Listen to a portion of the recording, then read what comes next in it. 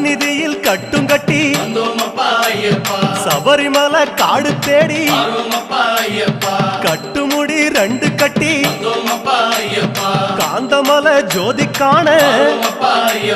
சபரிமலை பயணந்தானப்பா சாமி வழி துணையா வந்து சேரப்பா சபரிமலை பயணந்தானப்பா சாமி வழி துணையா வந்து சேரப்பா குருசாமி கால தொட்டு